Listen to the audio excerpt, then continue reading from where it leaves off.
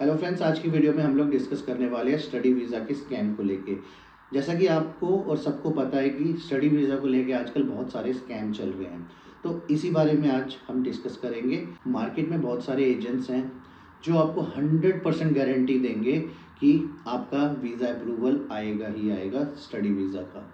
लेकिन एक चीज़ आपको दिमाग में रखनी है कि स्टडी वीज़ा का या फिर कोई भी वीज़ा हो, जो एजेंट 100% गारंटी दे रहा है वो दैट मीन्स फेक है। क्योंकि आपको भी पता है, सबको पता है कि जो भी फाइल जाएगी वो जाएगी तो एम्बेसी के अंडर। एम्बेसी में कोई गारंटी नहीं होती, कोई सेटिंग नहीं होती। वो आपका फाइलिंग, प्रोफाइल, डॉक्यूमेंट्स चेक करते हैं, उसके बाद ही अप्रूवल देते हैं। तो 100% गारंटी ऐसी कोई चीज़ नहीं होती मार्केट में। तो अगर जो भी एजेंट आपको 100% गारंटी दे रहा है या 100% वीज़ा एश्योरेंस दे रहा है, तो समझ लेना वो फेक एजेंट है जो आपको अट्रैक्ट कर रहा है, लेकिन पॉसिबल ही नहीं है कि वो वीज़ा निकाल पाए। क्योंकि बड़े स्कैमर्स यही करते हैं कि 100% का सपना दिखाते हैं, लेकिन बाद में रिजेक्शन आ जाती है फाइल में। अगर 10 फाइलें, मान लो कि किसी इनटेक की 10 फाइलें जाती हैं, तो उसमें से 5, 6, 7 मैक्सिमम अप्रूव्ड होती है, बाकी तो रिजेक्ट होती ही होती है, क्योंकि due to lack of the documents. Next जो है वो है फेक ऑफर लेटर। बहुत सारे एजेंट्स आजकल बोलते हैं कि पैकेज करवा लो या फिर नॉर्मल स्टेप बाय स्टेप करना जो प्रोसेस रहता है। तो इसमें क्या होता है, मोस्टली एजेंट क्या करते हैं, आपसे लेते हैं सर्विस कॉस्ट। जो सर्विस चार्ज होता है उनका 20,000 से लेके लाख लेता है, कोई 1.5 लाख लेता है, डिपेंड कौन सी कंसल्टेंसी कितना चार्ज कर रही है। वो अपना अपना पैसा बना लेते हैं और आपको दे देते हैं फेक ऑफर लेटर। जब यही फाइल आगे जाती है, आपका इतना सारा लाखों का खर्चा हो जाता है, उसके बाद आपको पता लगता है कि आप पे बैन लग गया है या फिर आपका वीज़ा रिफ्यूज़ हो गया है। वो इसी रीज़न की वजह से होता है कि एजेंट फेक ऑफर लेटर बनाते हैं आजकल खुद ही। और जब भी आपको कोई ऑफर लेटर किसी एजेंट से मिलता है, तो आप सबसे पहले कॉलेज में, यूनिवर्सिटी में वेरीफाई कीजिए ईमेल करके, ताकि उसकी जेन्युइनिटी, ऑफर लेटर की जेन्युइनिटी आपको पता लग सके, फिर ही एम्बेसी की सबमिशन करवाइए। अभी हम बात करेंगे बैंक स्टेटमेंट के ऊपर। बहुत सारे एजेंट्स क्या करते हैं, बैंक स्टेटमेंट को मैनिपुलेट करते हैं। सडनली पैसा डाल दिया, कोई हिस्ट्री बैकग्राउंड नहीं है, ट्रांजैक्शंस नहीं है, हेल्दी स्टेटमेंट नहीं है आपकी, सडन पैसा डाला और वो रिजेक्शन के सीधा सीधा रीज़न बनते हैं। इसके बाद एजेंट्स क्या करते हैं, कई बार एडिट भी करते हैं, किसी और की स्टेटमेंट उठा के एडिट करके नाम डाल के वो भी सबमिशन करवा देते हैं। बट आपको पता होना चाहिए कि एक एम्बेसी का वीज़ा ऑफिसर जो ग्रांट करता है वीज़ा, वो आपकी 6 मंथ हिस्ट्री को प्रॉपरली चेक करता है। कहीं डाउट हो तो वो बैंक में ईमेल करता है। तो इसी फ्रॉड से बचते हुए आपको अपना, अगर मान लो कि आप तैयारी कर रहे हैं कि सितंबर इनटेक की, तो आप 6 महीने पहले, 12 महीने पहले ही अपनी स्टेटमेंट हेल्दी रखो, ताकि जो लमसम अमाउंट जो आपको शो मनी करवानी है वो आप प्रॉपरली, लीगली प्रॉपर दिखा पाए, ना कि फेक और एडिट करके। और रही बात, ये जो पैकेज का एरिया होता है कि पैकेज करवा लो स्टूडेंट वीज़ा पे, मोस्टली एजेंट इसी पे ही अपना घपला करते हैं। मोस्टली एजेंट एसओपी पे भी बहुत सारा मैनिपुलेशन करते हैं, फेक एसओपी लगाते हैं या फिर रीयूज्ड एसओपी लगाते हैं।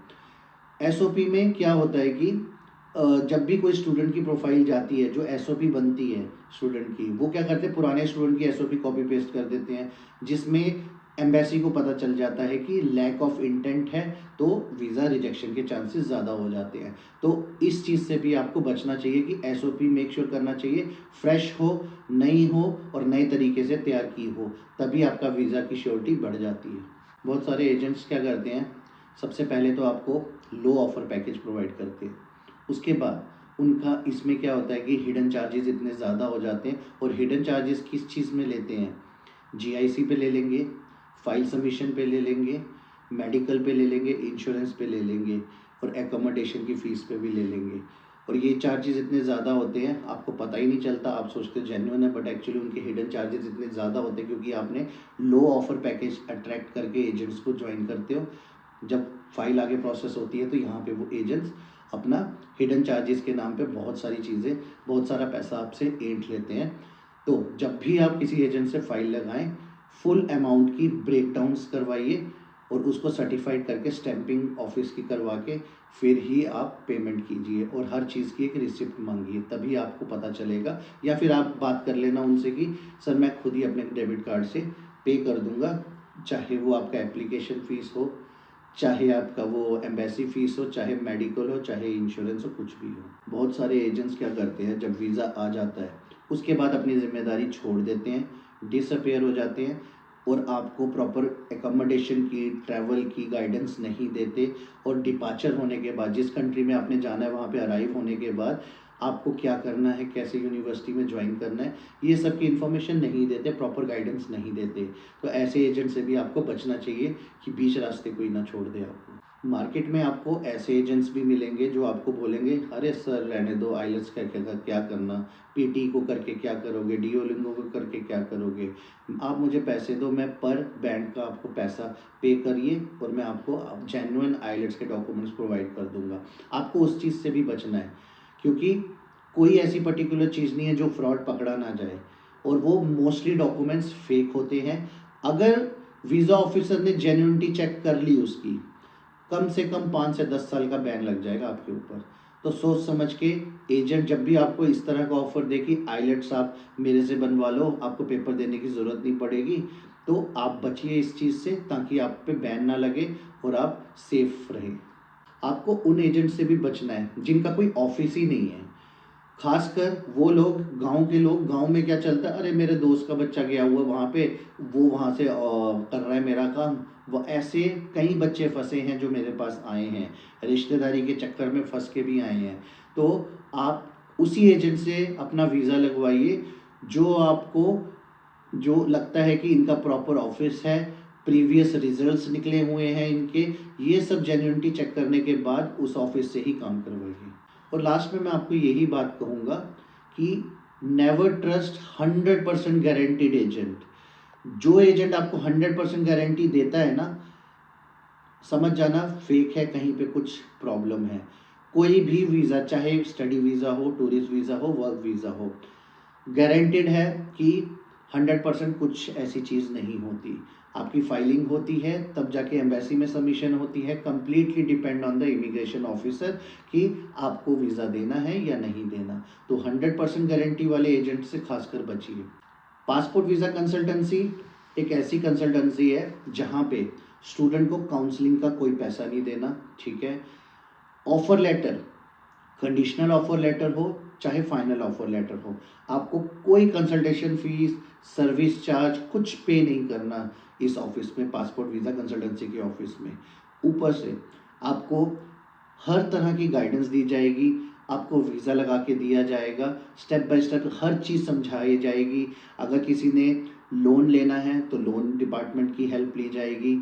अगर आपको कोई किसी पर्टिकुलर जैसे एकोमोडेशन की, मतलब कि आपको हेल्प चाहिए, किसी भी तरीके का हेल्प चाहिए, तो हमारे पास मल्टीपल डिपार्टमेंट्स हैं जो आपको गाइड करते रहेंगे टाइम टू टाइम। अगर आपको मान लो कि आइलेट्स की कोचिंग की प्रिपरेशन करनी है, मात्र 5000 पे सर्विस चार्ज है। सुबह, दोपहर और शाम की क्लासेस लगती हैं ऑनलाइन, घर बैठ के लॉगिन आईडी आपको मिल जाएगा, लाइव क्लासेस होंगी। इवन 100 से भी ज़्यादा, 500 से भी ज़्यादा मॉक सेशन के टेस्ट हैं। अगर आप किसी कारणवश अटेंड नहीं कर सकते लाइव क्लास, तो वो ऑटोमेटिकली रिकॉर्ड हो जाता है जो आप बाद में पढ़ सकते हैं। तो कभी भी किसी फेक एजेंट के चक्कर में मत पड़िए। शॉर्टकट लाइफ में कुछ नहीं होता, ये आप समझ लेना। जितना आप शॉर्टकट और सस्ते के चक्कर में पड़ेंगे उतना आप फंसेंगे, टाइम वेस्ट होगा और बैन लगने के चांसेस अलग हैं। तो मेरा सजेशन ये है, बी सेफ, ताकि आप अपना वीज़ा टाइम से सक्सेसफुली लगा पाएँ। Thank you. आई होप आपको ये वीडियो पसंद आई होगी। अगर पसंद आए तो चैनल को सब्सक्राइब कर लेना, hit the bell icon, so that हमारी अपकमिंग वीडियो आप तक पहले पहुंचे। और भी इंफॉर्मेटिव वीडियो मैं लाता रहूँगा टाइम टू टाइम, तो आपको नोटिफिकेशन आ जाएगा। Thank you.